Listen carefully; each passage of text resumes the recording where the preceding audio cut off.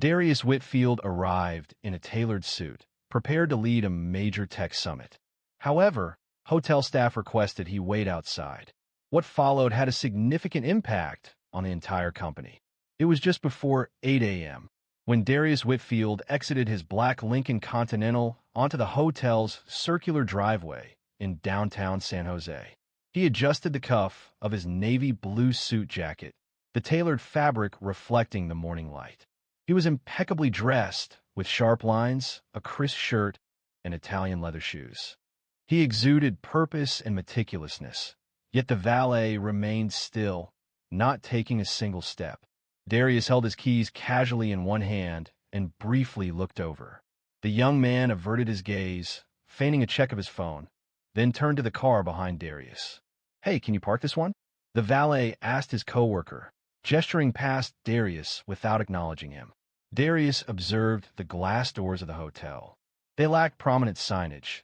No red carpet, just clean glass and a tranquil foyer.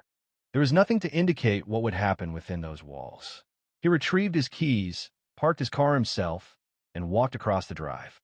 Upon opening the front door, he observed a slight change in the concierge's smile. It disappeared as quickly as it appeared. "Can I help you?" The woman at the front desk inquired without looking up.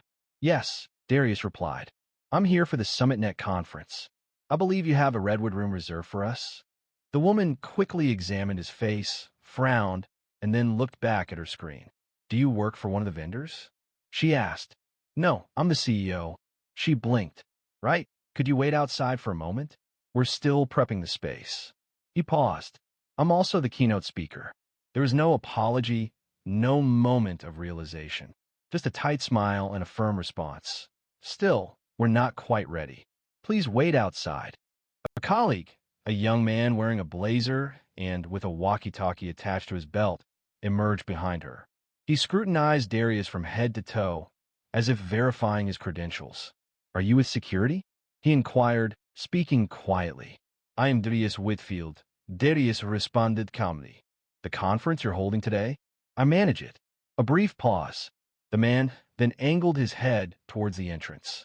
"Please wait a moment, sir. We will find someone to escort you." Darius exhaled slowly and deliberately. Attendees began to gather.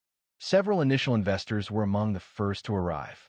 A white man wearing a gray plaid suit was immediately met with handshakes and friendly expressions. He wasn't asked to wait in the lobby. Darius noticed him, but the man seemed to hardly acknowledge him and proceeded through the lobby, accompanied by the same staff who had previously requested Darius to wait outside. The hotel doors closed behind him with a quiet hiss. Darius now stood again just outside the main entrance on the pavement. He glanced at his watch. The time read 8:09. His presentation wasn't scheduled for another 51 minutes. He possessed time. However, an unsettling sensation stirred within him. It wasn't anger, it was something more profound. Across the street, a mother guided a stroller toward the coffee shop. A bus emitted a hiss as it halted at the corner. Life continued its course, and yet Darius remained stationary. A mature man who had established a company from its foundation, feeling as though he was an outsider due to his appearance not aligning with preconceived notions. His phone vibrated in his pocket. "Boss," the voice of his assistant, Jalen, spoke. "Just checking. Did they greet you yet?" Darius stared at the hotel doors, his tone calm. "Not exactly." But that's when something shifted. Not in them, but in him. Jalen was still on the line, his voice low but alert. "What do you mean, not exactly?" Darius replied. "They asked me to wait outside." There was a pause, not shock, not disbelief, just silence. Jalen knew from his time working with Darius that his measured, toneless speech indicated more than just a report. He was analyzing and organizing the information. "Wanting to come down?" Jalen inquired. "No, Darius replied. Stay with the investors. They'll be arriving within the next 15 minutes. Let me manage this." He ended the call, adjusted his tie, and returned through the doors. Inside, the same woman at the front desk noticed him, but her expression remained unchanged. "I believe I requested you wait outside, sir," she stated, inputting information on the keyboard. "And I did wait," Darius said directly. "Now, I wish to speak with the event coordinator." My name is Darius Whitfield. I am the founder and CEO of Whitfield Dynamics. We reserve the Redwood Room and 2 floors of your suites for this conference. This time, she made direct eye contact with him. However, there was no apology offered, just a brief hesitation, as if she was assessing whether this was a joke. Mr. Whitmore, was it? Whitfield. A pause. She turned to the young man in the blazer. Can you call Gina from events? The man nodded and walked off. Simultaneously, a bellhop wheeled by with a luggage cart stacked with briefcases. Darius stepped aside and caught a glimpse of 2 of his board members stepping out of the elevator, each with branded SummitNet conference badges clipped to their suits. They greeted a hotel manager who seemed to have appeared suddenly to shake their hands. Darius subtly raised a hand, seeking acknowledgement. The manager briefly looked at him, paused, and then looked away. Ma'am, Darius stated calmly, refocusing on the front desk. Let me repeat this. I'm not a guest. I'm not affiliated with security. I'm not making a delivery. I'm the cause of these people being here. I orchestrated this entire summit. I brought 60 of the most influential investors in West Coast tech into this building today. The woman began to speak, but the man holding the walkie-talkie returned before she could utter a word. She's on her way, he announced. Following a brief silence, he inquired, You're really the CEO? Darius offered a subtle smile. I didn't just build this company, I financed it. I wrote the first line of code. I signed a contract with this hotel. And I chose this location because I believed in the idea of professional courtesy. Both individuals looked at him. He continued, I've got $5 billion under management. I was nearly ready to believe you could assist with that. The ensuing quiet felt unusual.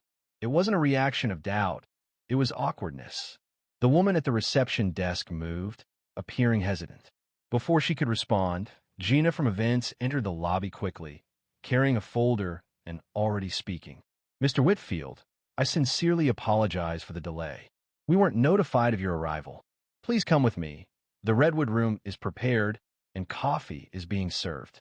The investors are already assembling. The same staff who had requested he step outside now retreated, as if dividing water.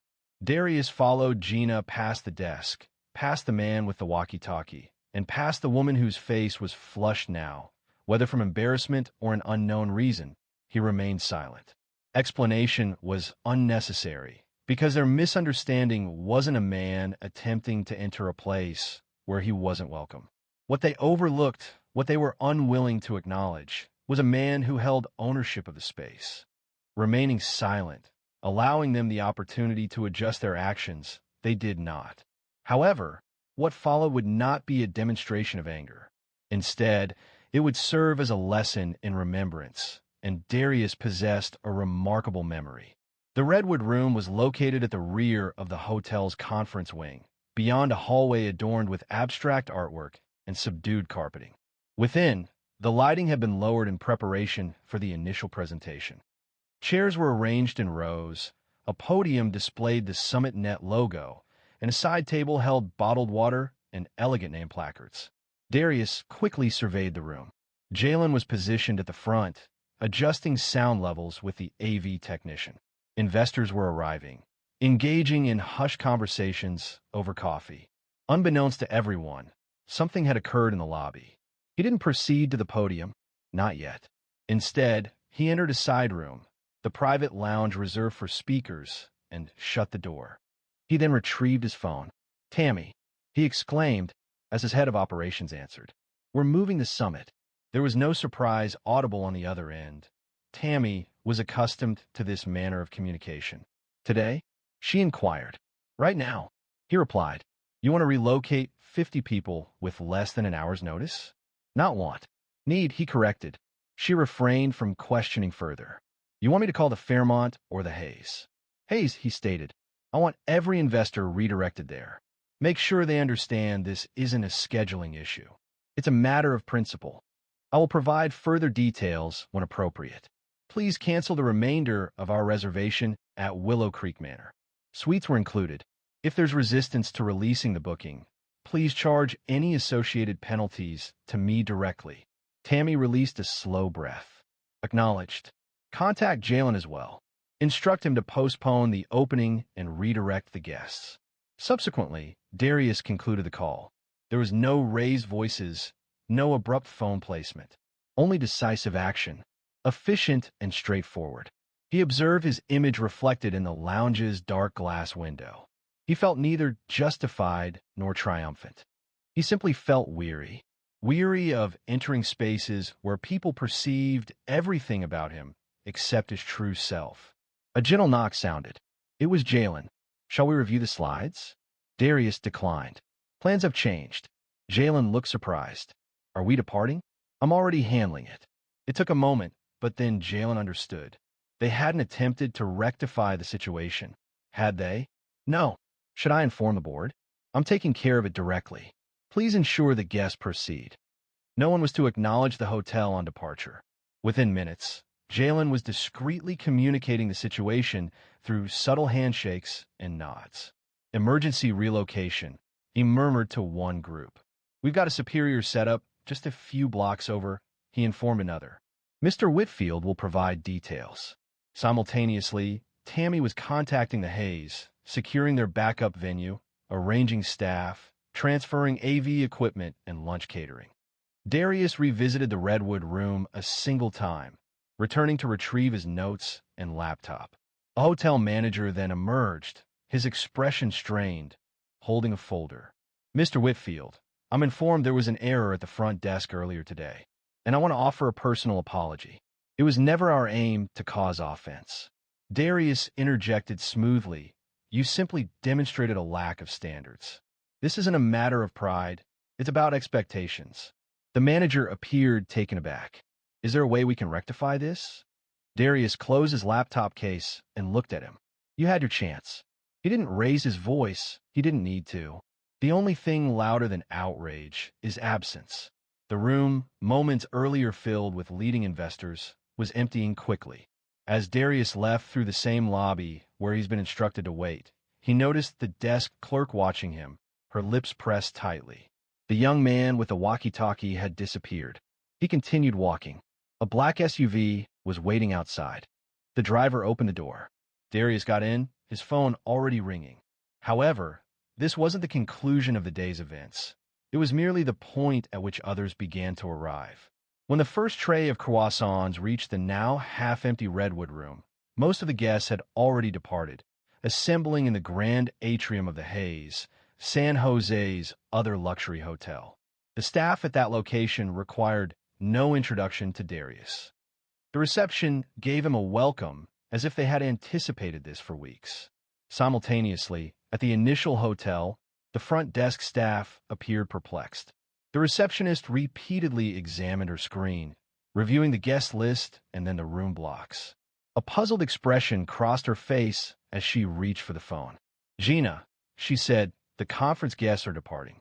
Gina, the events coordinator, was in the loading bay assisting the AV team in packing up equipment. What do you mean leaving? She inquired. I mean guests are checking out. Access was being revoked. Several individuals simply departed without comment. Within fewer than 20 minutes, the lobby, previously bustling with greetings and business cards, showed noticeable absences. Conference signs remained in place, but the atmosphere dissipated quickly. Then the manager received a phone call. Sir, the company has terminated all reservations. He appeared stunned. That's impossible. It's summit day. But it was, in fact, possible. The situation unfolded rapidly. Calls began pouring in. The front desk clerk appeared panicked, attempting to get the manager's attention while also handling a call from housekeeping. A guest had just departed without notification, according to reports. Another client stated they would not be paying for today's brunch. Refer them to Mr. Whitfield, someone else added. A security guard then approached the manager. That SUV outside, it transported him and several others. They're no longer present. The shift felt like a chain reaction, with one problem triggering another. Without any outbursts or blame, there was simply a disappearance. At the Hayes, Darius addressed the group, standing before a large projection screen in a bright conference room. He spoke deliberately and plainly, showing no indication of resentment. Before we start, I'd like to express my gratitude for your adaptability.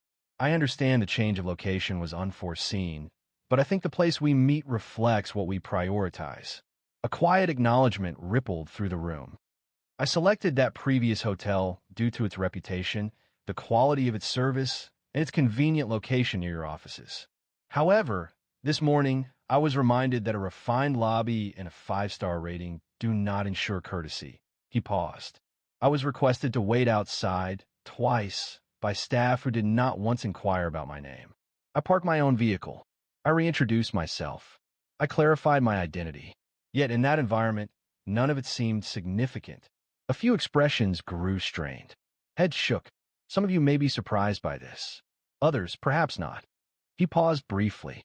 However, I don't endorse raising voices. I don't endorse diminishing others simply to demonstrate a point. I endorse progress. And today, we are making progress.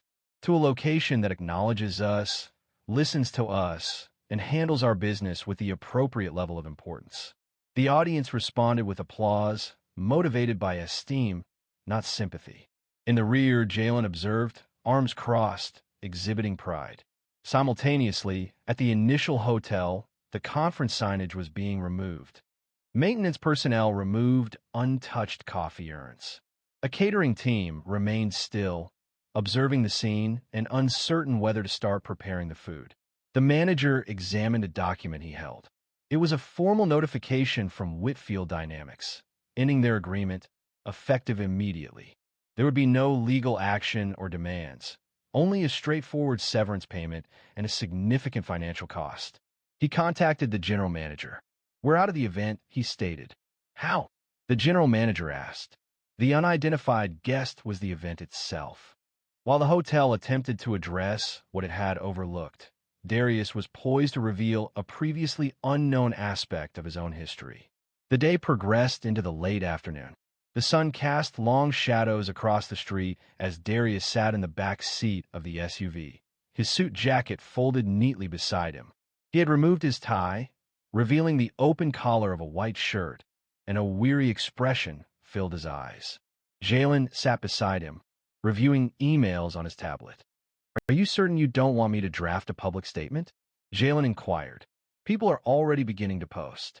Someone from Marlowe and Banks recorded a video of you exiting." Darius declined. "Let them speak. I'm not trying to become popular online." He reclined against the seat. The engine emitted a low hum. Outside, children cycled along the sidewalk, their laughter echoing. A woman wearing a red jacket assisted an elderly gentleman from a rideshare and into a small dental office. It was unremarkable, simply the day proceeding as usual. A sense of heaviness filled the car. "Can I ask you something?" Jalen asked, without lifting his gaze. "Go ahead. Why didn't you just confront them?" He continued. "They deserved it, considering everything." Darius hesitated before responding, his gaze fixed on the window. Finally, he said, "When I was 19, I attended my first interview with a resume detailing summer jobs and a GPA that promised opportunity. The receptionist inquired if I was delivering food. I smiled, confirmed that I wasn't, and waited 2 hours. The interview was never scheduled. It was an oversight. I was present and observed."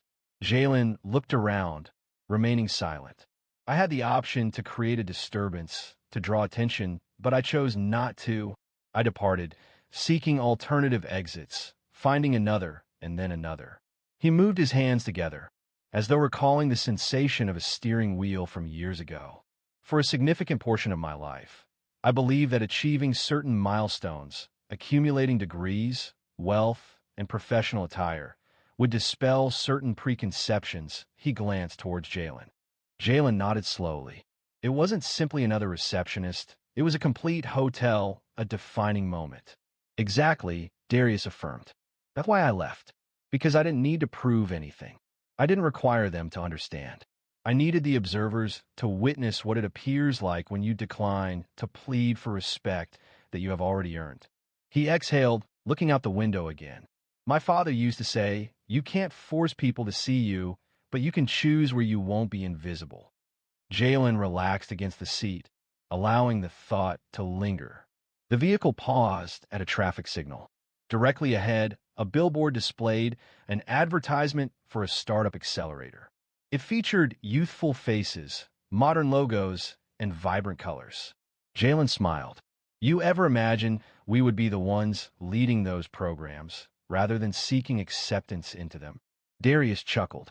Every day, and it still feels unreal occasionally. The SUV came to a halt before the Whitfield Dynamics building, a structure of glass, steel, and understated confidence. Upon exiting, the lobby receptionist waved, already summoning the elevator. During the ascent, Jalen initiated conversation. Have you ever considered sharing that story? He asked. The 19-year-old version? Darius replied, perhaps. Not seeking sympathy, but for clarity, because people often assume these incidents are isolated events. A single bad day, a single impolite employee. However, it's rarely about a solitary moment. It's about recurring patterns, repeated, honed, and concealed. He disembarked the elevator, briefcase in his grasp. Addressing problems requires acknowledgement, but it's also possible to demonstrate how to disengage with grace. What Darius didn't understand was that his actions, his silent resistance, were quickly gaining wider attention. The consequences began subtly. They didn't appear in news reports. There was no public condemnation. Instead, there were hushed conversations in meeting rooms. Then, a few emails circulated. By midweek, 3 other companies had discreetly canceled their reservations at the same hotel. There were no official declarations. No demonstrations. We're shifting our strategy. However, the discussions were very specific. Are you aware of what occurred with the Whitfield Dynamics team? We cannot accept that level of risk associated with our reputation. Could you remind me of the alternative venue? The hotel attempted to repair the situation. A regional sales director contacted Whitfield Dynamics, proposing complimentary bookings for the upcoming quarter, complimentary executive suites, and even spa credits for visiting investors. The proposal was not approved. Tammy reviewed it, then closed and marked the email as resolved. Darius did not respond, as trust, once broken, cannot be restored with price reductions.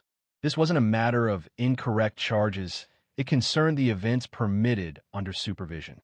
Simultaneously, news of the relocation reached media outlets. A technology news source reported on the sequence of events. It was not a critical piece, but rather a recounting of the timeline, the events, the individuals who witnessed them, and the change in location. A quiet, thoughtful pause followed.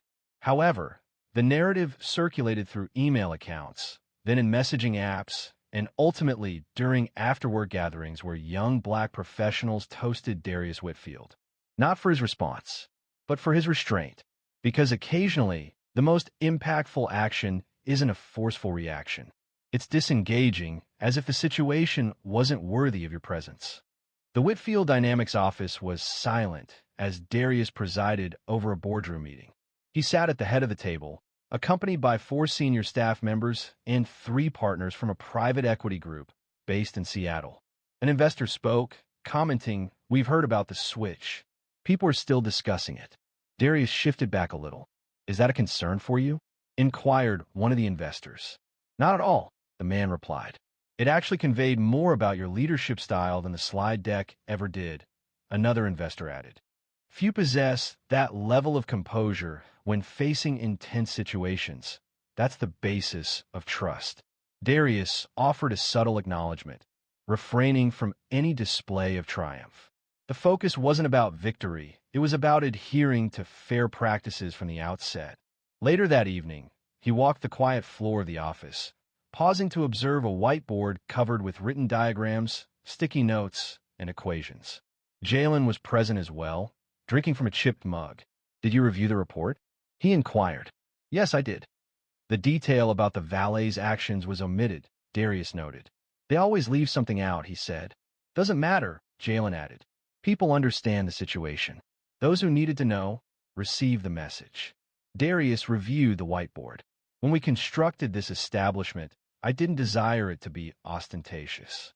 I didn't want visitors to feel impressed. I wanted them to feel acknowledged. That's the key distinction," Jalen affirmed. "Do they see you now?" Darius responded softly. "They always recognized me. They simply never anticipated I would be the one authorizing the payments. He turned toward his office, extinguished the lights, and hesitated in the doorway. Let's continue building, he stated. However, before he departed for the evening, there was one more individual Darius needed to speak with, someone who served as a reminder of the importance of moments such as this. The following morning, Darius stood beside the floor-to-ceiling windows of his office, holding a newly brewed mug of black coffee. The sky appeared as a flat silver, creating a sense of quietness and distance. A gentle knock sounded at the door. "Come in," he replied without turning. The door opened. A young man entered. This was Elijah Green, in his mid-20s, intelligent but still inexperienced, a junior analyst at Whitefield Dynamics. He held a folder, seeming hesitant about the timing. "You said you wanted to meet?" Elijah inquired. Darius turned, offering a brief nod and indicating the chair opposite him. Elijah took a seat, placing the folder on his lap without opening it. His gaze shifted, suggesting uncertainty about where to start. I'm aware of what occurred at the hotel," he finally stated. "Some of us were discussing it in the lunchroom yesterday." Darius remained silent, allowing the quiet to linger, not awkwardly, but calmly. "I suppose I simply wanted to inquire. How do you manage to not be affected by it?" Elijah asked. "How do you keep your composure when it's so apparent?" Darius offered a slight smile. "Do you imagine I remain composed?" Elijah hesitated. "Didn't I?" "No, that he was replayed. I simply didn't reveal it." He placed his coffee down. "You know what they perceived when I entered that hotel. A man present in a location they didn't anticipate. Nothing else held significance. Not the professional obligations, not the agreements, not the convention. Only their own conception of what authority embodies and who doesn't align with it." Elijah moved closer. "Then why not challenge them? Why not expose them publicly?" "Because the world is already aware," Darius explained. "That's not the core issue.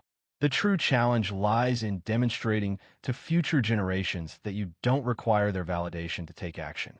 You don't need their authorization to feel like you belong," Elijah affirmed thoughtfully. "You navigated the situation with composure," he commented. "If it had been me, I'm unsure," Darius continued. "That's the key point. You don't need certainty. You simply need to retain this understanding. Don't sacrifice your dignity because of another person's lack of understanding. If they misunderstand you, allow it. However, ensure the foundation you're establishing for yourself, your company, your name, and your team creates a sense of inclusivity for everyone." Elijah paused, the sentiment resonating more deeply than anticipated. "That's the essence of leadership," Darius stated. "It's not about reacting aggressively. It's about creating opportunities elsewhere." A brief silence followed. Then Darius moved closer. "Now what's in here?" he asked, gesturing to the folder Elijah had brought. "Oh, right," Elijah responded, seeming to refocus. "It's a new proposal from the behavioral data team. We're incorporating changes based on your feedback from last week." Darius opened the folder and quickly reviewed the first page. "Excellent. Let's schedule a meeting with the team this afternoon." Elijah started to leave, pausing at the doorway. "Thank you," he said. "For what?" Darius replied, "For showing us how to progress." He acknowledged Elijah with a subtle nod. Elijah departed the room. Outside, traffic flowed consistently, as if the world remained oblivious to what had transpired. However, those who had observed would not easily forget. This extended beyond a single man and one hotel. It encompassed all the rooms people enter where someone perceives only a partial truth. It was about the subtle ways authority can exert itself, through initiative, not response. And it concerned altering the established order without accepting the tools offered.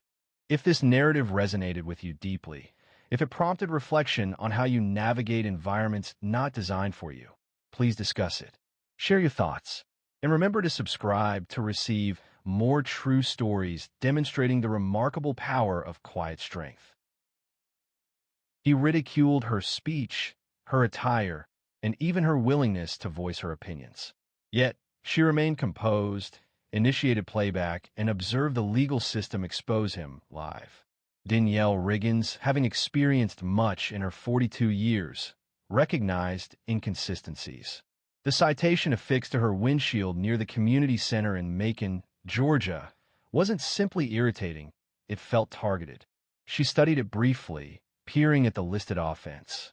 A citation for failing to yield in a pedestrian zone was received. However, she was not in the vehicle at the time of the alleged violation. Her Honda had been parked legally in front of the building while she was inside, leading a workshop for at-risk teens. She sighed, placing the paper into her bag. Danielle dedicates long hours as a youth counselor, providing assistance to kids who'd experienced hardship and lack sufficient support.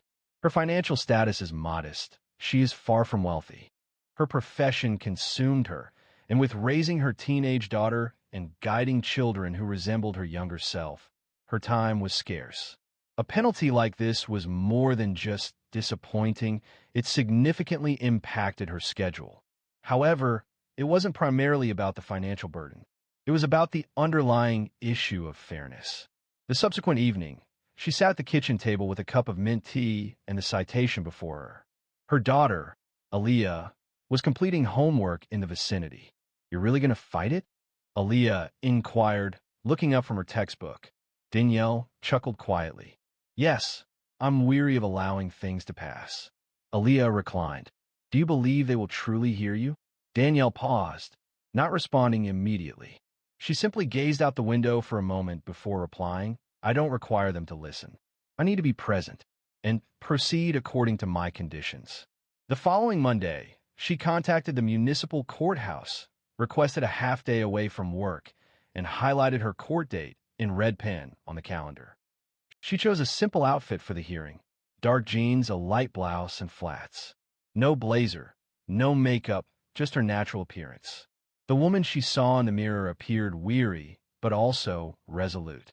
As she prepared to leave, she placed her phone in her back pocket, activated the voice memo app, and began recording. It wasn't an expectation, but a habit formed by experience. She's learned that people sometimes react negatively when a black woman asserts herself with assurance. She reached the courthouse 30 minutes before the scheduled time. The building was a small, aged brick structure with faded signage. Several other individuals were present outside, primarily working-class people attempting to find a moment for justice amidst their jobs and obligations. Inside, the clerk called names with minimal acknowledgement. Danielle remained still, her hands resting in her lap, awaiting her turn. The courtroom felt chilly. It wasn't until she heard her name, Danielle Riggins, case 407B, that her heart began to race. She proceeded to the defendant's table, her heart steady but alert, mirroring the advice she's given to the children in her youth programs. One can't always dictate actions, but one can control one's response, she observed. And that's when she saw him. Judge Gregory Lannister. Late 50s, silver hair neatly combed back, reading glasses perched low on his nose. His reputation was well known. Some described him as firm, while others labeled him arrogant. He glanced at Danielle over the rim of his glasses, his eyebrows subtly raised. "Ms. Riggins," he stated, emphasizing her last name, "let's proceed.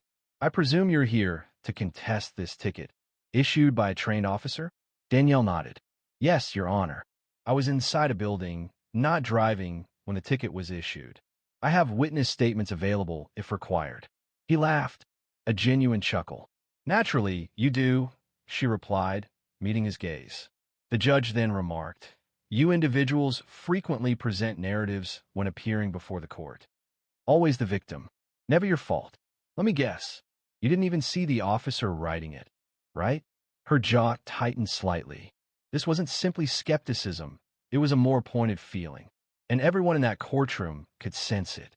But Danielle remained composed, even as the atmosphere shifted. She recognized this was merely the start. Danielle did not react. She had encountered harsher remarks, both in delivery and purpose. However, hearing it from a judge in a courtroom populated by strangers carried a distinct discomfort. A heavy silence filled the room. People avoided reaction, though several eyes moved between her and the bench. Even the bailiff appeared uneasy. "Your Honor," Danielle stated, maintaining a calm voice, I have proof I was inside. A sign-in log from the youth center. It displays my name and timestamp. Judge Lannister reclined in his chair and smirked. You believe a log anyone can write improves anything? That's cute. A few quiet gasps arose from the back. Danielle noticed them. She also heard her heartbeat in her ears. But she remained focused. She wasn't present to be liked. She was present because she understood what was correct.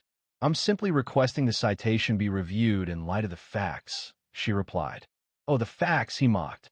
Well, let me tell you the facts. I've been doing this for over 20 years. I've seen all the angles. You people always want the rules bent when they don't go your way. The words landed like slaps. Not just the content, the way he said them. He treated her as if she were a child occupying his valuable time. Danielle remained silent. A response wasn't necessary. He examined her citation once more, leafing through several pages. What is this? He inquired. You didn't even secure legal representation? No, she replied, her voice calm. I am capable of representing myself. A brief, sharp laugh escaped him. Naturally, he said, turning to the clerk. Next time, we'll mandate representation. Perhaps that will eliminate the theatrics. A woman seated towards the back, middle-aged and white, holding a traffic ticket herself, noticed Danielle. She appeared stunned and visibly uncomfortable, quickly averting her gaze when Danielle's eyes met hers. Danielle paused, composing herself. She hadn't intended to confront authority, yet she wouldn't allow her dignity to be disrespected. Your Honor, she began, carefully selecting each word. I'd like the court reporter to read back your comments. The effect of this request was palpable, noticeably shifting the atmosphere in the room. Judge Lannister blinked. Please repeat the last few remarks for the record. The court reporter, a young man named Vince, shifted in his chair. Mr. Tiller, the judge snapped. We don't have time for this. Just proceed. Danielle remained still. Then I will replay it myself. She retrieved her phone from her back pocket. Several people in the gallery leaned forward, curious about what was about to happen. Ms. Riggins, the judge stated, her voice now firm, recording in a courtroom is a violation. I recorded myself. Not the proceedings, she responded softly. It's legal in this state, particularly for personal safety. She indicated the screen. Her own voice played back, quiet and steady. Then his voice followed. Every word was audible. You people always come in here with stories. That's cute. The statement reverberated in the room, seemingly as if the ceiling had split open. Judge Lannister's expression changed, initially showing confusion, then irritation, and finally something akin to fear. He leaned forward. That recording is out of order, he stated. No, sir, Danielle said quietly. What you said was out of order. A low whistle escaped someone in the gallery, quickly stifled by a hand covering their mouth. The bailiff moved forward but refrained from touching her. He remained silent, positioned between the two, uncertain of his next action. Danielle returned the phone to her pocket. She didn't smile. She didn't appear smug, but she looked directly at the judge and didn't blink once. He lifted his gavel but didn't strike it. His eyes moved towards the court clerk, then to the bailiff. For a fleeting moment, he seemed to lose command of the room. However, the significant change didn't occur until the recess was called. That's when activity began behind the scenes. The judge announced a 15-minute recess, and the courtroom began to clear. Danielle rose, murmured, extended her limbs. Danielle remained seated. She wasn't finished. Her hands were still, fingers softly intertwined. She showed no tremor. Her composure wasn't rooted in fear. It was a calculated approach. She's worked with numerous children who were disadvantaged by systems that fail to hear them. She consistently advised them to record everything. Even quietude can serve as proof. Now, it was her turn to act on her own counsel. She retrieved her phone once more, this time to initiate a call. Danielle reviewed her contacts and selected one named Ethics Board Local, a number she had saved years earlier following a school board hearing involving one of her students. She hadn't anticipated needing it personally. A woman responded, stating Judicial Oversight Office, South Georgia District. This is Ms. Carla Shep. How can I help? Danielle maintained a low, calm, and professional tone. Milisegonship. My name is Danielle Riggins. I am presently located at the Macon Municipal Courthouse, Room B. I have just experienced inappropriate conduct from sitting judge. I possess an audio recording that potentially constitutes judicial misconduct. There was a pause on the line. I see, Ms. Shep stated slowly. Are you presently inside the courtroom? We're on recess. 15 minutes, give or take. Could you briefly describe what occurred? Danielle recounted the events accurately. Her summary contained no exaggeration, only factual details. The judge's comments, including mockery, the denial of the court reporter's request to read back the transcript, laughter, and dismissiveness were concerning. She stated, I have a voice memo of the remarks. I didn't record the courtroom, just my own audio. This is legal under state code, 16 to order 11, 62. A pause followed, then the statement, Ms. Riggins, I'd like to escalate this to a supervising judicial officer. Can you remain in the courthouse? Her response was yes. The concluding words were, I'm dispatching someone now. Danielle ended the call, placed her phone in her purse, and released a quiet breath. She anticipated no accolades. She hadn't even expected victory, but she wasn't retreating. A young man, in his early 20s, visibly anxious and restless, approached her from across the room, waiting for his own case. Ma'am, he murmured, that was incredible. What you did required considerable bravery. Danielle offered a courteous smile. It's not bravery when it's simply the truth. He nodded swiftly and retreated. Several others glanced in her direction, not with sympathy, but with interest. Something was different. They sensed it. 10 minutes elapsed. People began returning to the courtroom. The judge was delayed. The clerk appeared anxious. Then the door beside the bench opened, but it wasn't Lannister who entered. A tall woman in her early 60s, dressed in a tailored gray suit with short platinum hair and sharp eyes, appeared. She proceeded directly to the clerk, bent forward, spoke quietly, and then looked up at the courtroom. Everyone, please remain seated, she announced. A murmur spread through the room. Judge Lannister will not be returning to the bench this morning. Danielle remained still. I am supervising Judge Merrill Vaughn, and I will be taking over this docket. She paused. Before we continue, I need to speak with Ms. Riggins privately. Please follow me, ma'am. Danielle stood, straightened her bag, and followed Judge Vaughn through the side door. The hallway felt narrow and was still.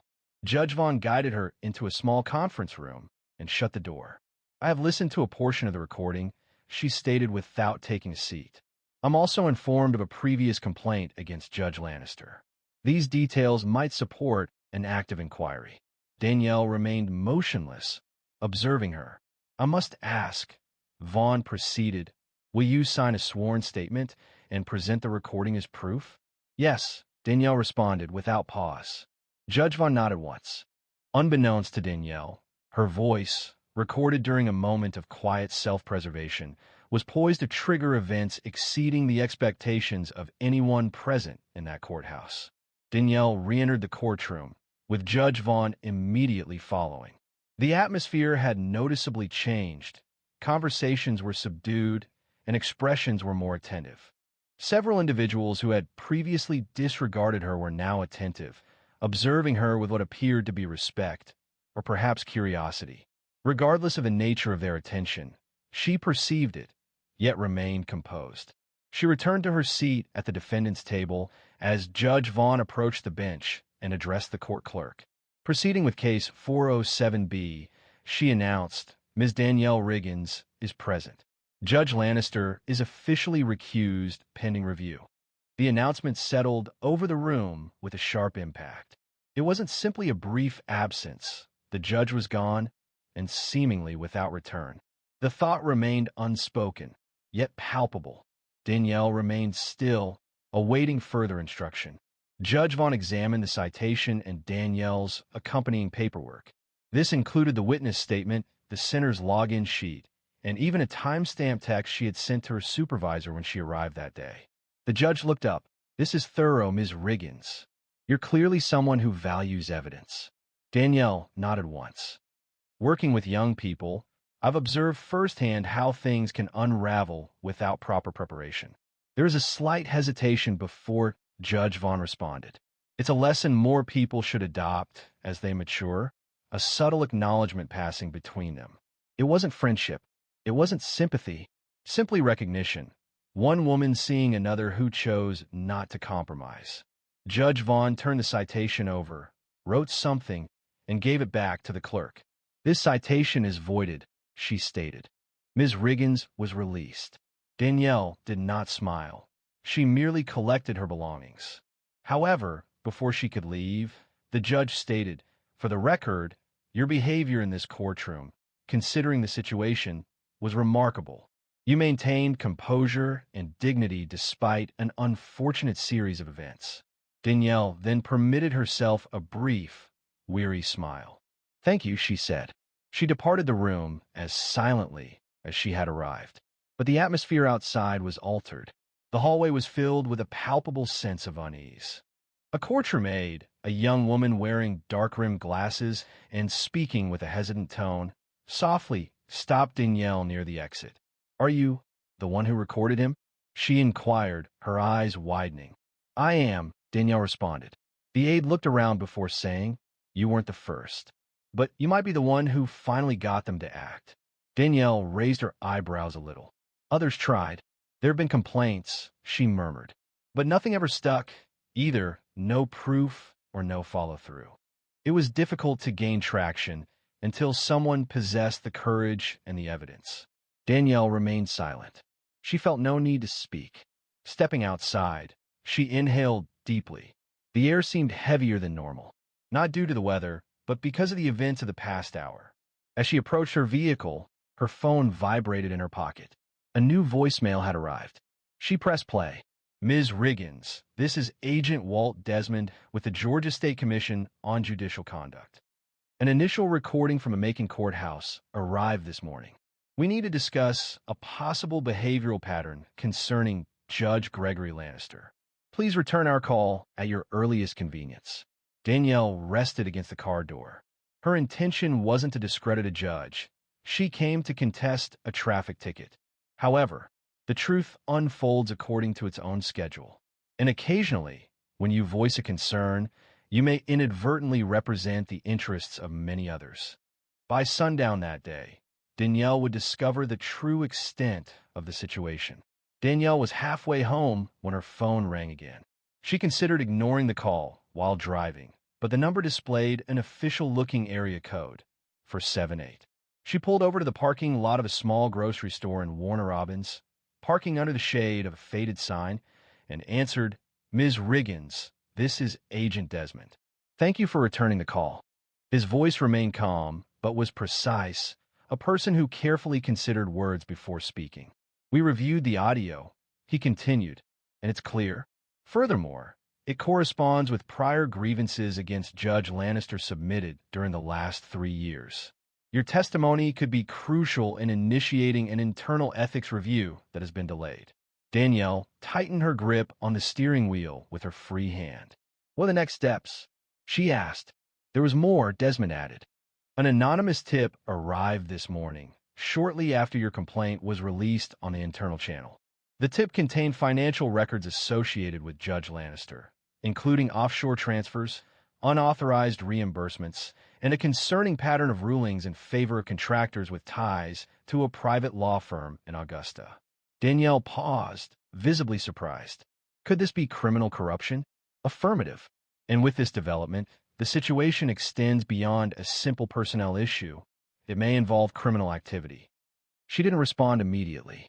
Desmond continued, "You've already accomplished a lot. If you are willing, we might require a statement. You wouldn't be obligated to testify unless the investigation becomes more serious, and you would receive legal assistance throughout the process." Danielle breathed out, "I will do what is necessary." "Understood," he replied. "You will be contacted by one of our ethics advisors by end of day." "Thank you, Ms. Riggins. You've made more of a difference than you realize." The call concluded. Danielle remained still in her car for a few minutes, the quiet sound of faraway traffic forming the backdrop. She wasn't certain whether she felt fear or power, perhaps a combination of both. She didn't share with Alia immediately, not due to concealment, but because she needed some time to process it herself. Later that evening, following dinner, as Alia cleaned the dishes, she inquired, "So, how did it go?" Danielle offered a small smile, wiping her hands on a dish towel.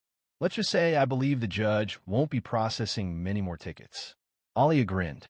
"You didn't strike him, did you?" Danielle laughed. "No, darling, but I made my point." The television played the local 6 o'clock news in the background. Danielle wasn't truly paying attention until the anchor delivered news that caught her focus. Breaking. A municipal judge in Macon is currently suspended from their position while an investigation proceeds regarding claims of misconduct. These allegations include discriminatory behavior and potential ethics violations. Alia accidentally dropped a dish into the sink. "Wait, is that him? Is that your judge?" Danielle asked, slowly sitting down. "Looks like it," she replied. The anchor reported that sources verified the investigation began following a complaint filed earlier today by a local resident, an action that has now initiated an internal review of the judge's prior decisions. Financial documents, sent anonymously to the State Oversight Commission, seem to indicate connections between the judge and several private developers who have received advantages from his rulings. Alia looked at the screen, then at her mother, asking, "You really did that?" Danielle looked at her. "I didn't do all that. I just said something. The rest have been waiting to come out." Alia's face softened. "I'm proud of you, Mama." Danielle touched her daughter's cheek gently. "It's not always about being loud. Sometimes it's just about refusing to stay quiet." Her phone buzzed again, this time a text. New voicemail 1 minute long. She hit play.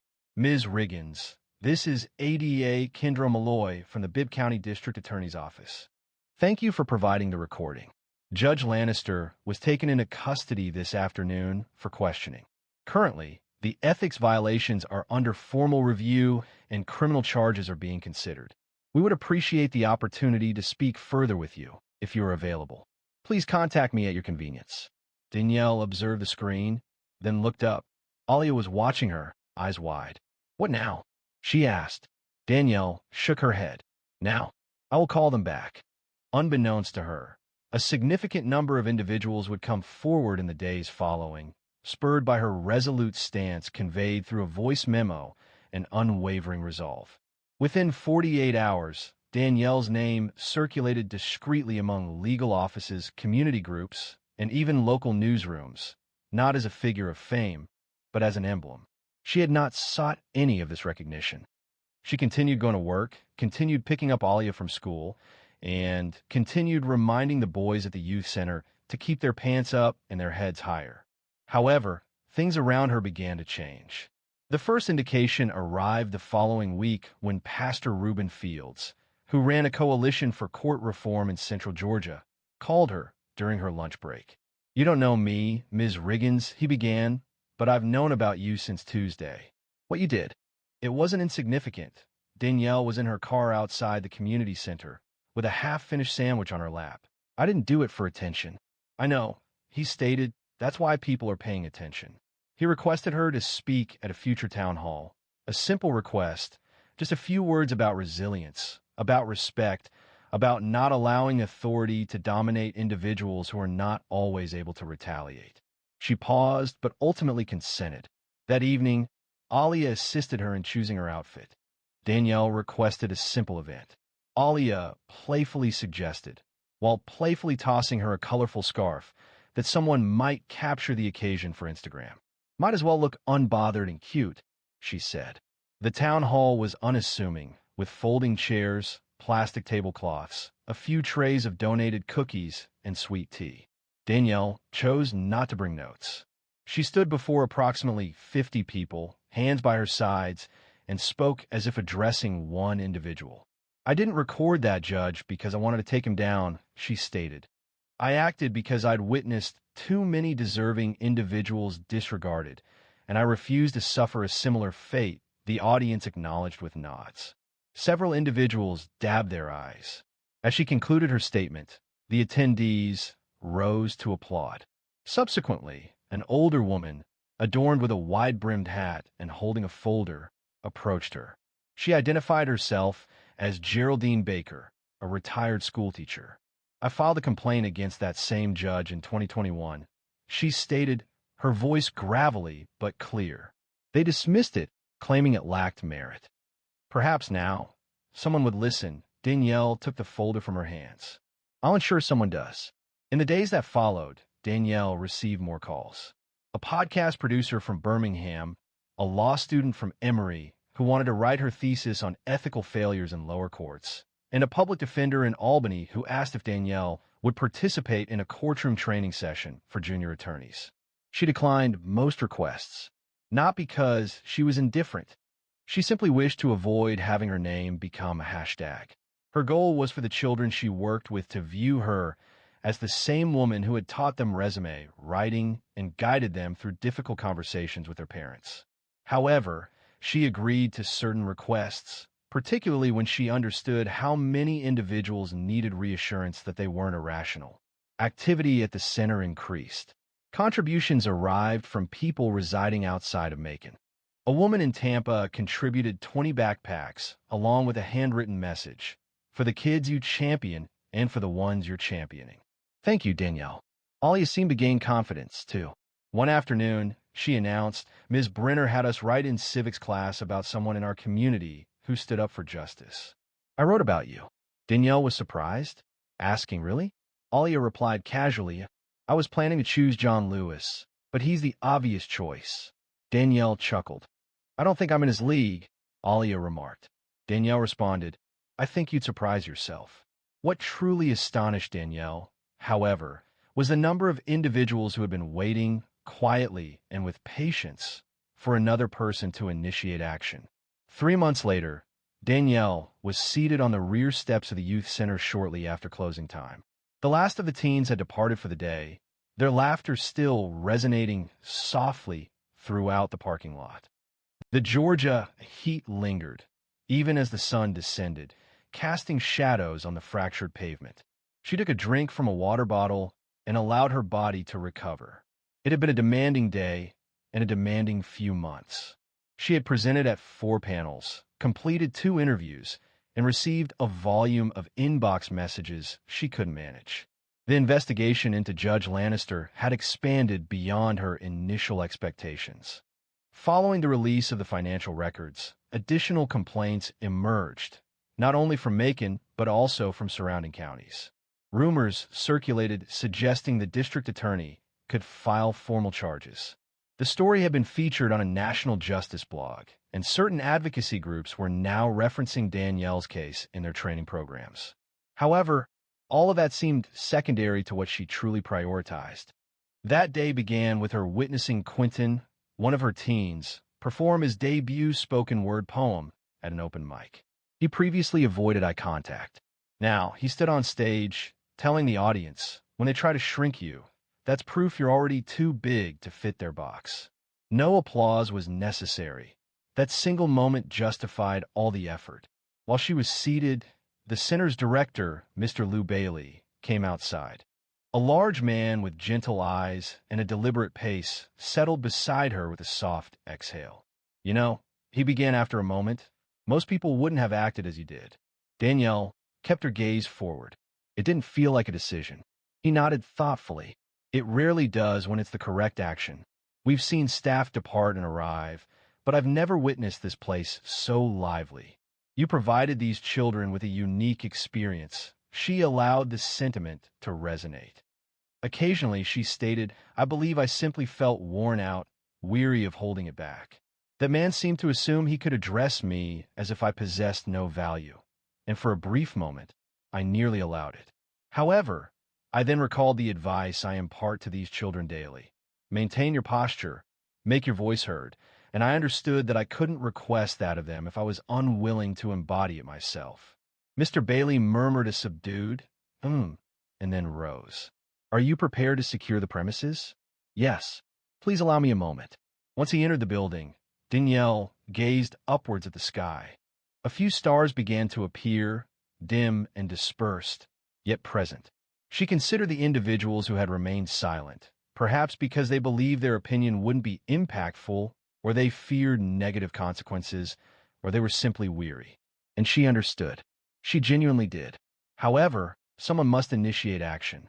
That doesn't signify superiority. It simply indicates they were frustrated enough to proceed, even when the situation felt unstable. Prior to departing, she retrieved her phone and composed a brief message on her social media page, an account she hadn't accessed in weeks. The message read, "If it feels like no one sees you, speak anyway. If it feels like they don't hear you, speak anyway. You never know who's watching." After pausing, waiting for a reason to share, she placed her phone in her bag, and secured the door behind her. Occasionally, bravery appears forceful, accompanied by raised fists and resounding chants. Sometimes, the path to change is not dramatic. It can be quiet, consistent, respectful, and involves simply appearing in a courthouse, even when unexpected. Danielle didn't require a platform to create change. She only needed to be present, speak honestly, and refuse to be silenced. In doing so, she not only defended herself, but also created an opportunity for Geraldine, for Quentin, for every voice that had been overlooked for too long, because authentic justice doesn't always begin with grand gestures. Occasionally, it begins with the youngest, with someone unwilling to yield. Should this narrative resonated with you, if it brought to mind someone in your life, or perhaps even reminded you of yourself, please consider subscribing, sharing it, and discussing it, as stories like this are not simply intended to be heard, but meant to be remembered. A 12-year-old boy, Tyrese Porter, entered a bank to deposit his birthday money. What should have been a proud moment became embarrassing until his mother arrived and altered the situation without raising her voice. Tyrese Porter wasn't typically a nervous child. He was quick with a joke, fast on the court, and intelligent enough to keep up with children 2 grades older. This morning, a clammy feeling gripped his hands, and his breath came in short bursts as he gazed up at the large glass doors of Crestmark Bank on Fremont Avenue in Tempe, Arizona. He had just celebrated his 12th birthday, and this marked his first independent deposit. The envelope within his hoodie pocket contained precisely $220. It was birthday money, a mix of 5s, 10s, and a couple of 20s. Nothing extravagant. For him, this was the culmination of months of effort, supported by Aunt Claudine, Uncle Leo, and his older cousin Ronald, who worked evening shifts at the auto shop. His mother, Dr. Alicia Monroe, had brought him to this location but remained in the car, offering him a final piece of encouragement through the open window. "You got this, baby. Walk in there confidently, as if you belong. Because you do." He nodded, attempting to conceal the tremor in his legs. The sun shone brightly from mid-morning. The sneakers, still dusty from a pickup game the previous night, made a slight squeak on the floor as he entered. The bank was peaceful, not deserted, but peaceful in a relaxed Saturday atmosphere. A man wearing a button-down shirt was at the kiosk, looking at his phone. An older couple occupied the waiting chairs, quietly discussing some paperwork. Only one woman was in line at the counter, signing a document, with her toddler chewing on a deposit slip nearby. Tyrese positioned himself behind her and attempted to regulate his breathing. He glanced down at the envelope, verifying his handwriting on the exterior. "De Porter Savings." He had rehearsed his signature 3 times the previous night, not because he was required to, but because it seemed like the appropriate action. He observed the digital cue board advance to the subsequent number. The woman and her toddler departed. The bank teller did not even lift her head as she announced, "Next." Tyrese moved forward. "Hello," he said, polite and firm, just as his mother had instructed. "I'm here to deposit into my savings." The teller's eyes lifted slowly. Her name tag indicated she was Margaret Delaney. She appeared to be in her late 50s, with silver-streaked brown hair and a largely unchanging, tight-lipped expression. She offered no smile, no greeting in return. Instead, her gaze immediately fell upon the envelope he held. "And where did you obtain that sum of money?" Tyrese blinked, uncertain if he had understood her question correctly. "It's my birthday money," he stated, raising the envelope slightly. "My aunt and my cousin had given it to me. I simply wanted to deposit it." "Uh-huh," she responded, interrupting him. She bent forward across the counter, examining the bills as if they were questionable. Do you possess a state-issued ID? Tyrese paused. No, Mom, just my school ID and my account number. My mom opened it with me last summer. Margaret released a slow breath through her nose. With the tone adults use when they've had enough of dealing with someone, she shifted her gaze toward a nearby colleague, then returned her attention to Tyrese. I'm going to need to verify all of this, she stated. You could be anyone, and this could be anything. Tyrese's chest tightened. He looked down at the envelope again, as if it might have somehow changed since he walked in. But it was still just an envelope, still his name, still the money he'd been given, fair and square. I can give you the account number, he said. His voice remained calm, but it softened. Margaret did not respond. Instead, she turned to pick up the phone near her station. I'm calling the manager to assist. Please wait. The man at the kiosk had now turned to observe. The older couple whispered something, their eyes moving toward the boy at the counter.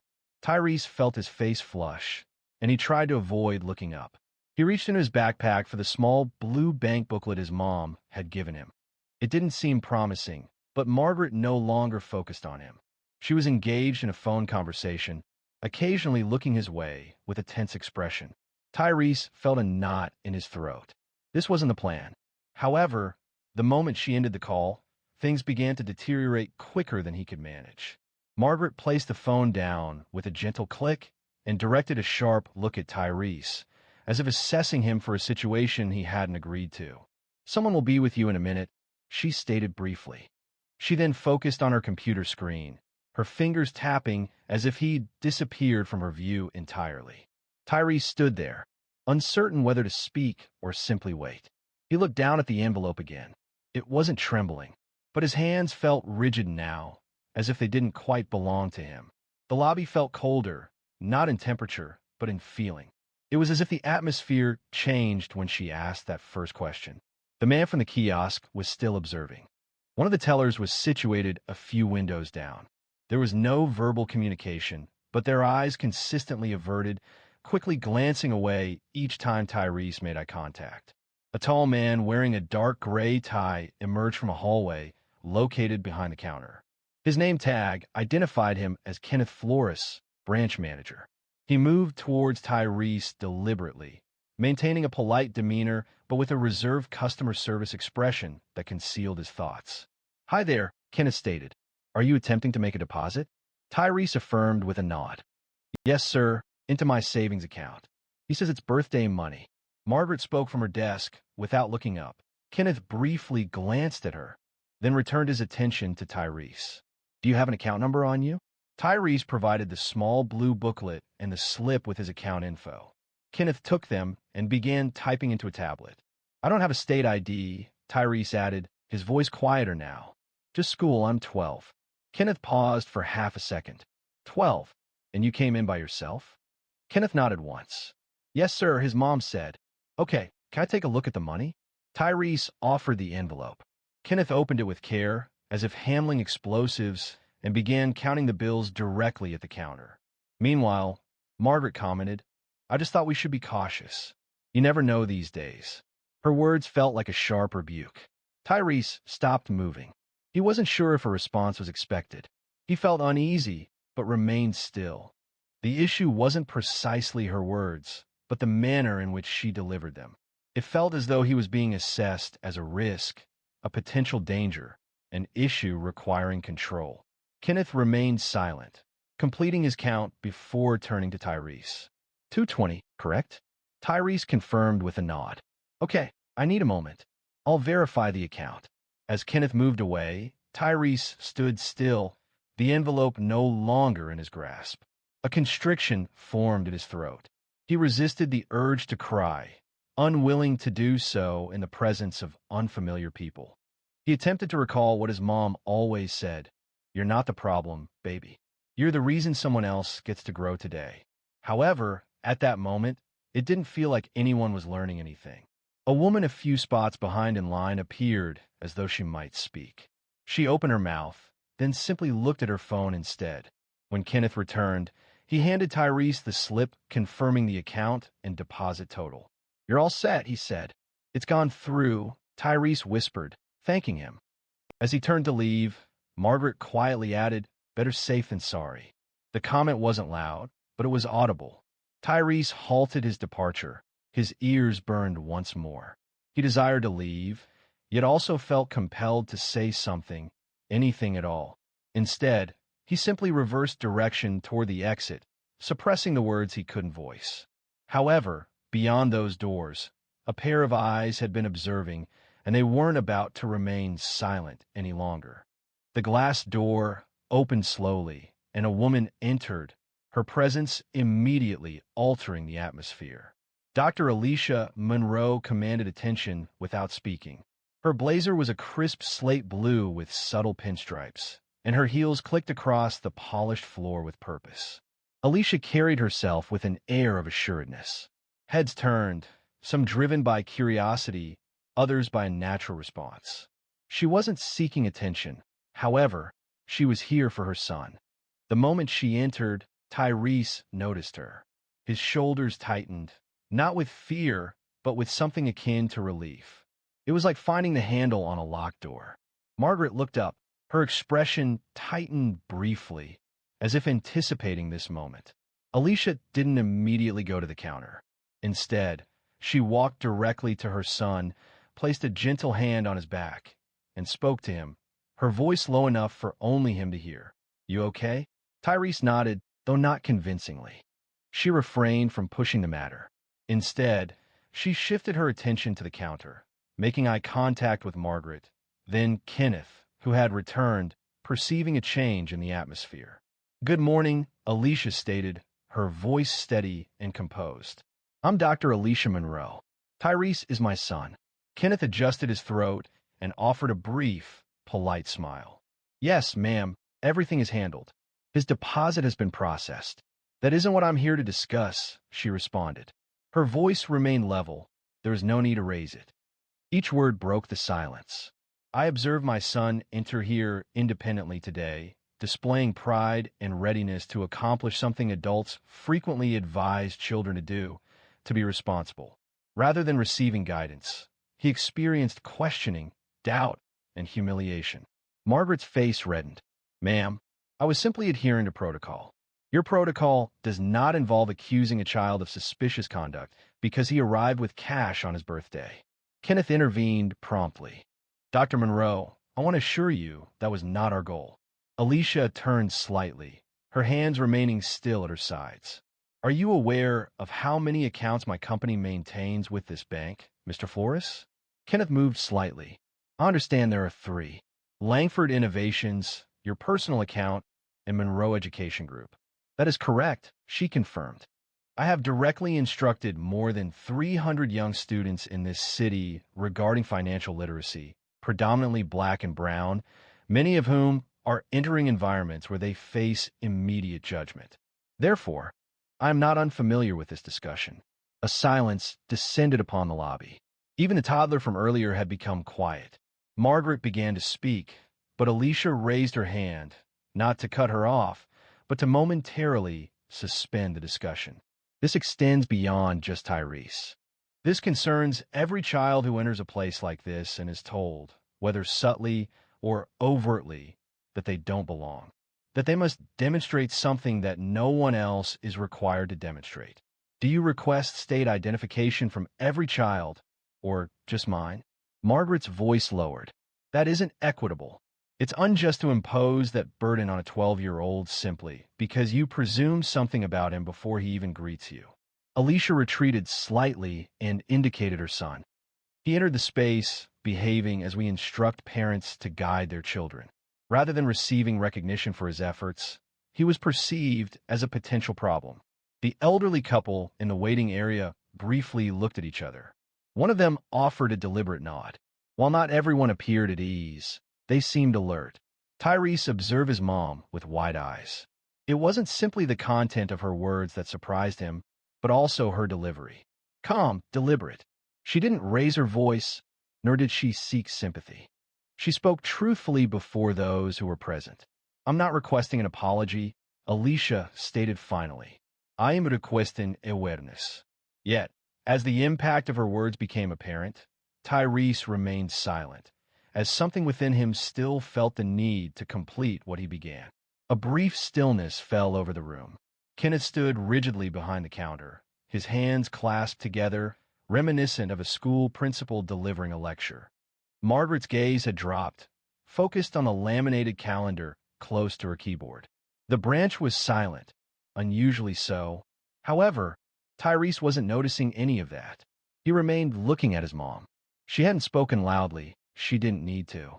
The way she held herself was striking, as if each word she selected was a brick intentionally set. He understood she was upset. He sensed it in the tightness of her shoulders. Beyond that, she possessed a protective, steady, and unwavering nature. He aspired to emulate those qualities. Tyrese, she stated, turning slightly. He paused, surprised by her question. He had assumed she would manage the situation as she typically did, sheltering him and resolving issues to spare him involvement. However, she was now presenting him with an option. He glanced at the adults behind the counter. He observed the woman who had made him feel like an outsider. He glanced back at his mom, who stood there as a barrier between him and a world that hadn't yet learned how to properly interact with him. He inhaled deeply. "I came in here to complete the tasks adults had instructed me to do," he stated. His voice faltered slightly, but he persevered. "Preserve my money, manage it independently, demonstrate responsibility." His hand clenched around the unused envelope still folded in his pocket. "I wasn't anticipating any festivities or the like," he added. Margaret looked up at him now. Her expression had softened. "I had everything needed, my belongings, my account information, and my school ID. I remained composed throughout, even when I couldn't grasp the reason for the different treatment. He didn't explicitly state it was due to my race, wasn't necessary. The atmosphere made the assumption clear. I simply wanted to deposit my money in the bank," Tyrese concluded. "That was my only wish." He turned to Kenneth. "My hope is that no one else experiences something similar." Kenneth nodded slowly. "You're right, and I'm sorry you were made to feel that way." Alicia listened, raising her chin slightly. "We should have done better," he added. Margaret, who had been quiet, finally spoke. "I misread the situation." "I did, and I'm sorry, Tyrese." Her tone softened now, not entirely without defensiveness, but closer to sincerity. The reason for her words, guilt or understanding, remained unclear, but at least she acknowledged it. Alicia didn't respond immediately. She turned to Tyrese once more. "Ready?" she inquired. He offered a small nod. "Not yet." Kenneth appeared puzzled. "Is there anything else we can do?"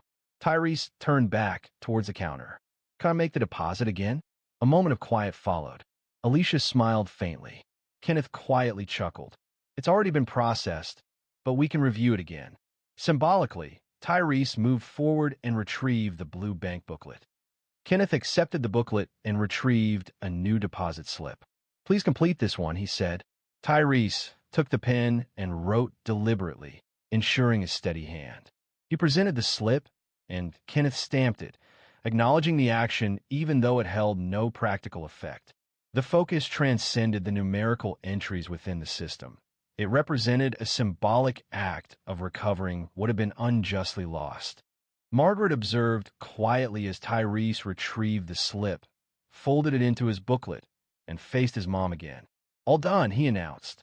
"Let's go," Alicia responded. Yet, her gaze paused briefly. On Margaret, then Kenneth, then the young man her son was rapidly developing. But outside, as they entered the bright Arizona sunlight, an unspoken tension remained between them, something that required discussion before they departed. The parking lot was half full, a typical midday pause where heat waves rose from windshields and voices floated from open car windows. Inside the Monroe sedan, everything was still. Alicia closed the driver's side door carefully. Tyrese fastened his seatbelt, then looked out the window for a few silent moments. The building appeared different now, smaller, less imposing. But the feeling of tension in his chest hadn't completely disappeared. "Want to talk about it?" she asked gently. He didn't respond immediately. Why did she look at me that way? Alicia didn't hurry with her response. She reclined in her seat and inhaled, as if she's answered this question previously, but not in this manner. "Because she formed an opinion about who you are before you spoke." "That's unfair." "No," she stated. "It isn't. Tyrese glanced at the envelope once more. Still empty. Still neatly folded. I haven't done anything wrong. You haven't? She inquired. Sometimes the world reacts to perceptions rather than reality. Tyrese remained silent. Then, a question arose. Would she have requested all of that if I were a white kid? Alicia's jaw tightened subtly. It wasn't anger, but more like a pain she'd learned to carry so well that it didn't always surface. She responded no. Probably not. They contemplated that reality for a time. It was an uncomfortable feeling. It wasn't meant to be pleasant, but it was truthful. I felt lost for words at that moment. Tyrese spoke softly. I believe that expressing frustration would only exacerbate the situation. Alicia turned to him. You performed precisely as expected. You remained composed. You voiced your thoughts when prepared, and you presented the truth. Tyrese made eye contact with her. You did not appear displeased that I initially remained silent. She shook her head. No, I felt admiration for you. I still feel admiration for you. He nodded slowly. The tightness in his shoulders began to lessen slightly. Alicia adjusted her seatbelt and focused on the road ahead. This is the reason I encourage you. Why do I expect so much? Not because perfection is required, but because sometimes that's what people expect just for you to be equal. I hate that. I know, she responded. Me too. A beat passed. I wanted her to feel embarrassed, Tyrese said. I wanted her to feel small. I get that, she said. But the goal isn't to shrink people down. It's to open their eyes. Let them carry what they've done, so they can choose to do better next time. But what if they don't? Then that's on them, not on you. Tyrese rested his head against the seat. She didn't offer an apology until you arrived. Alicia observed her son, speaking softly. Occasionally, individuals only behave properly when they understand that the person they are disregarding possesses influence. It isn't correct. However, it occurs. She ought to have treated me with respect from the beginning. Agreed. They remained silent for a brief period. A vehicle parked 2 spaces down, and a woman emerged with a boy, approximately 5 or 6 years old, clutching a plastic coin bank. Alicia offered a small smile. Notice that? Another parent guiding their child in learning about money. Tyrese gazed out the window. I hope he isn't subjected to the experiences I faced. I hope someone like you is present when he arrives. That comment brought a smile to Tyrese's face for the first time that day. He looked at his mom. Do you believe I made a positive impact today? Alicia hesitated. I believe you accomplished something few people would do. You entered there with pride. You exited with your dignity. And along the way, you compelled people to confront their own reflections. He gazed back at the building. Next time I visit, I desire to go alone again. Alicia smiled. That's wise. As she inserted the key into the ignition, there remained one more lesson Tyrese needed to grasp. Something she'd withheld since the moment he entered that bank. The car emitted a quiet hum as Alicia turned the key, but she paused before driving away. Her hand rested on the gear shift, her fingers still for a moment. There's something I didn't tell you, she said, her eyes fixed forward. Tyrese looked over. About what? About that bank? About Margaret. He waited. I've been there before, she said a few months ago. I was opening a secondary business account, and she was the one who helped me. Tyrese blinked. Seriously? She wasn't rude, but she wasn't warm either. She recalled thinking she was distant, like she had somewhere more important to be. I dismissed it as a difficult day. He frowned. So, were you already aware of her behavior? Alicia nodded. I suspected something, but I didn't anticipate you experiencing the most significant impact. Tyrese glanced out the window again, his jaw clenched. Do you believe she acts this way toward other children? I'm unsure, Alicia responded. However, I recognize what prejudice appears as, masked by a smile or its absence. Tyrese settled back in his seat. He felt frustration, not anger, towards his mom, but rather a burden from the complexity that had enveloped something seemingly straightforward. I don't understand, he murmured. People frequently advise doing the right thing, saving money, being polite, and arriving punctually. Then this occurred. Alicia glanced at him. That's because doing the right thing doesn't always guarantee reciprocal treatment. However, it does mean you're developing something irreplaceable. What's that? Character and memory. The kind that remains with you, so when another child experiences it, you'll know precisely how to react. He paused briefly. Then, so, will this not be the last instance of this kind of event? Alicia slowly shook her head. Likely not. Tyrese breathed deeply through his nose. That's good, she smiled gently. But next time, the impact won't be the same. You will be prepared, and perhaps the people around you will be more capable too, because you compelled them to confront something they wish to avoid. He examined the envelope, repeatedly opening and closing it as if it were origami. Then he stated, I still want to do it properly. The deposit? You already completed it, she responded, looking at the booklet in his lap. No, I mean return another day. Enter, complete the form, hand it to someone who shows me respect. Alicia's smile widened. You want to repeat the process. I want to conclude things correctly. He said it without pause. Alicia nodded slowly. We will do that when it's convenient for you. Tyrese straightened up. When I do, I won't question my decisions. I'll walk in as if I'm meant to be there, because you're meant to be, she said. You always have been. Don't allow a single moment to diminish you. He considered those words briefly. Afterward, he opened the glove box, placed the envelope inside, and secured it definitively. There's no reason to keep something that's meaningless. She lifted an eyebrow. Are you certain? Yes, I believe I've just made the most significant contribution already, she chuckled. A quiet feeling originating deep within his chest. You truly are your father's son, she remarked. Tyrese smiled. I say that when I'm being clever. You say it when I'm being wise. They departed the parking lot gradually, the bank receding behind them. As the car joined the main road, Tyrese looked down at the deposit booklet one last time before placing it into his backpack. The numbers were visible. However, the most significant aspect wasn't documented. He had acquired it without spending any money. However, before the day concluded, Tyrese had one final statement.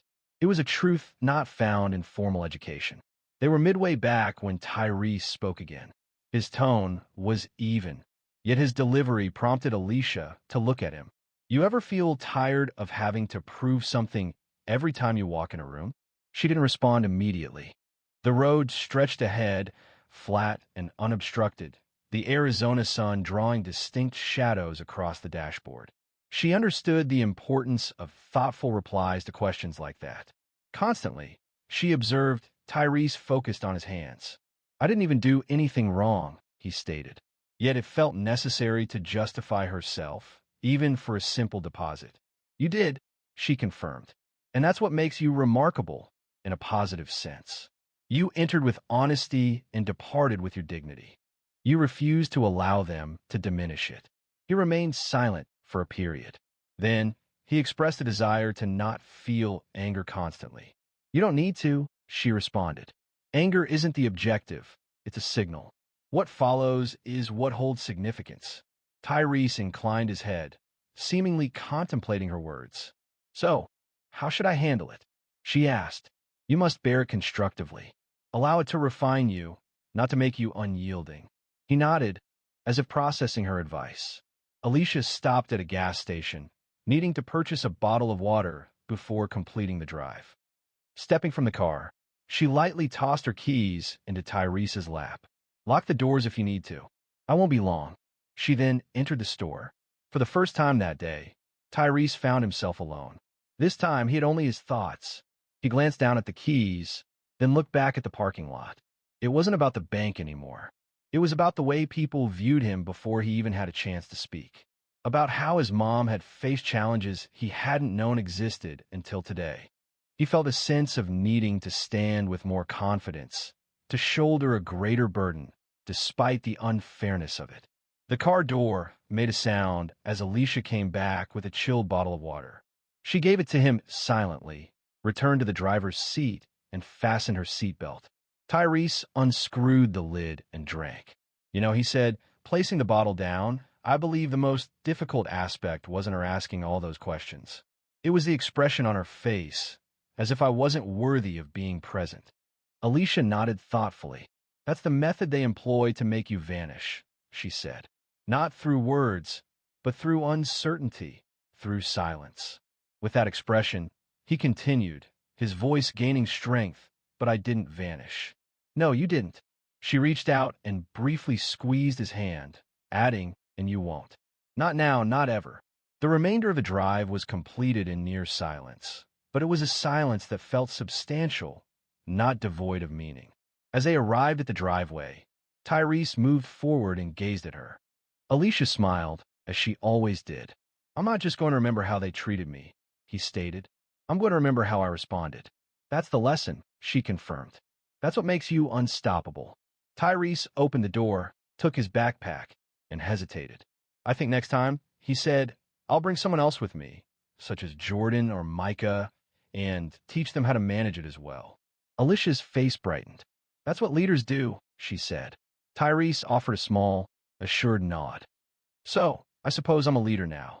He stepped out into the sun, and this time his footsteps didn't sound nervous or unsure.